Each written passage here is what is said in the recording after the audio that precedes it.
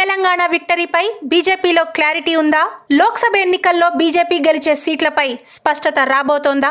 వచ్చే ఎన్నికల్లో పార్టీని ముందుకు నడిపించేదెవరు? పార్టీ ఆలోచనలు ఎలా ఉన్నాయి? దేశవ్యాప్తంగా 350 సీట్లు రావాలంటే మరి తెలంగాణలో 10 సీట్లు గెలవక తప్పని పరిస్థితి. ఈ నేపథ్యంలో బీజేపీ పెద్దల ఆలోచనల్లో ఏముంది?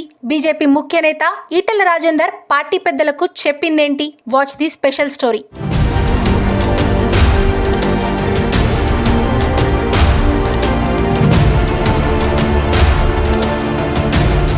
తెలంగాణ లోక్సభ ఎన్నికల ఫలితాలు ఎలా ఉండబోతున్నాయన్న దానిపై అటు బీఆర్ఎస్ ఇటు కాంగ్రెస్ భవితవ్యం ఆధారపడి ఉంది. ఓవైపు రేవంత్ కీలక స్థానాల్లో విజయం సాధించి ఢిల్లీ పెద్దల వద్ద మంచి మార్కులు కొట్టేయాలని చూస్తుంటే, మరోవైపు పోయిన చోటే వెతుక్కోవాలన్న లాజిక్ బీఆర్ఎస్ పార్టీ నుంచి ఉంది. అయితే తెలంగాణలో ఈసారి సత్తా చాటేందుకు ఉన్న అన్ని అవకాశాలను బీజేపీ బేరీజు వేసుకుంటోంది. లోక్సభ ఎన్నికల్లో తెలంగాణలో తక్కువలో తక్కువ 10 స్థానాలు గెలిచేందుకు స్కోప్ ఉందని పార్టీ భావిస్తోంది.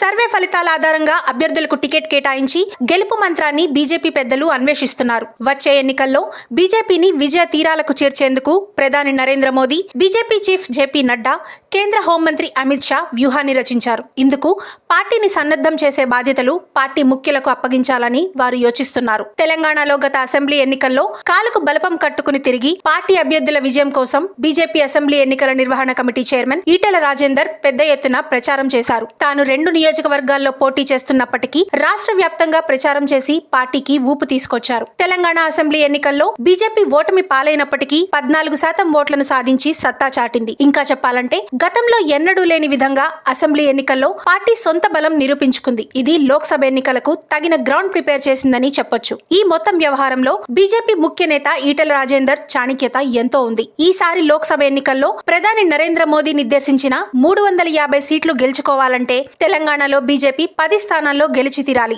అందుకు తగిన యంత్రాంగాన్ని సిద్ధం చేయాలని పార్టీ భావిస్తోంది.